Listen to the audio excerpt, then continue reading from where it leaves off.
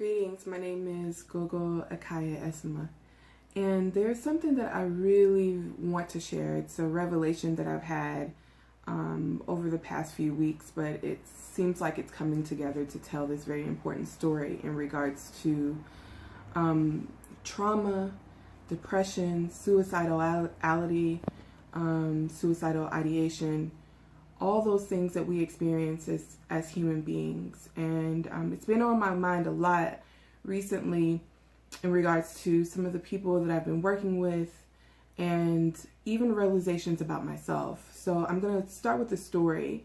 At one time I had just recently taken the beautiful plant medicine ayahuasca, and she was showing me how easy it was for me to give up, but she didn't say it in a really blatant way. So as I went into the medicine, I was experiencing just really resisting experiencing and seeing inside of the darker aspects of oneself, of myself. And I got to see that I was somehow in this recovery process that I was going through, and that there were these beings around that really were helping me and wanting to help guide me and protect me.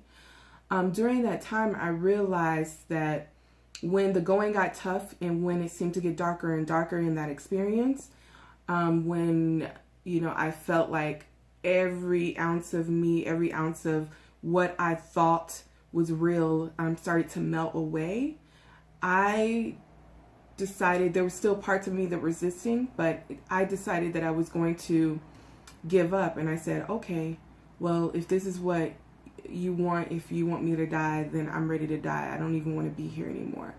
And that's how easily I gave up in that situation. And immediately I was smacked back down into reality. I woke up from the experience and was in the room that I was doing the ceremony in.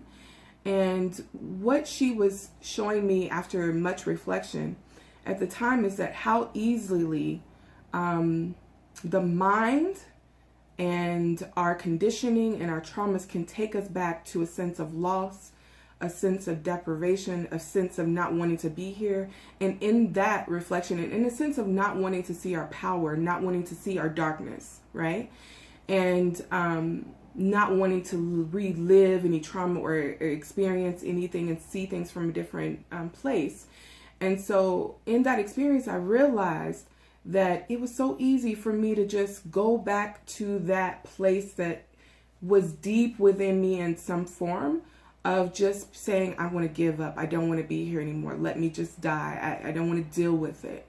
And I feel like a lot of times, in real life and in the medicine, or should I say in life and in medicine, that this experience has come to me.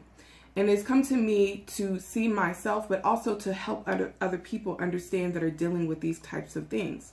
And so I was recently talking to someone that I was helping, and she also had a spiritual experience where she was experiencing a lot of darkness in a journey and experienced a lot of things that were upsetting. And she said, immediately I decided to fly off into the universe, and I was leaving the earth. I decided not to be here. I didn't want to deal with it because it was too painful. It was too shocking. It was too traumatizing. And what happens is when we go through traumas, when we go through abuse, when we go through things that have hurt us on a very, very deep level, whether we know it spiritually or not, part of our existence decides it wants to leave. And what I'm seeing through these stories and these experiences is the sense of soul loss. I've never studied anything about soul loss or soul retrieval, but I'm learning from myself through my own experiences of what this means in this traditional perspective. And so what I see is that parts of us go off and decide that we can't deal with it. We can't deal with being in the body. We can't deal with being grounded. We can't deal with being earth-based because on this earth plane is too much to handle. So part of our spirit, part of an energy that is really important for us to have to be here in this world and to be alive in this world and to be fruitful and loving in this world and to be whole in this world has left, has decided it wants no part. It wants no part in the unhealthiness that we experience in our physical bodies. It wants no part in the trauma. It wants no part in the abuse. It wants no part in the suffering. And so that part decides to leave. And it is necessary. It's necessary for that part to be with us, to be complete, to feel like we're not wandering in this world. I hear a lot of times people say, I feel like I don't belong here. I don't know why I'm here. I don't have purpose. I'm dying inside. And what I'm seeing is it's because of this part of us that has already left, that we need to go and reclaim, that we need to feel again. We need to face the darkness. We need to face the pain, because what's really behind the fear of facing the pain is the truth. It's the truth of why we're suffering. It's the truth. It's the guidance. You know, just the other day I had a vision that I was running. I'm running, but I wasn't myself. I looked like someone else. And then the next person came and she was running and I was still her, but it looked like someone else. And then the third person came and I was me and I was running. And then the voice was saying, no, stop, turn around, to each individual. So I stopped and I turned around as each part of myself, or each part of this experience. And when I turned around, it was complete darkness. It was like I was in a world of nothingness. And you know, the first thing that I saw a symbol. I saw a symbol that was out of an Indakara symbol. I'll get the name right and put it in the message. But it was a symbol that symbolized the war horn. I had never knew what the symbol was, but I looked it up, and it symbolizes the war horn, the space of vigilance, of wariness. And I believe that when we turn around and we start to look at our darkness and we start to look at what we're really afraid of, then the symbols of guidance start to come.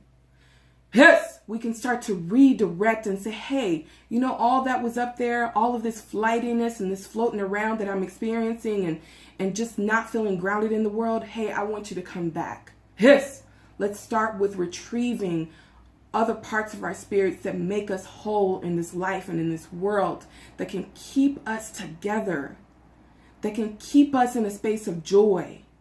Because without that, we're incomplete.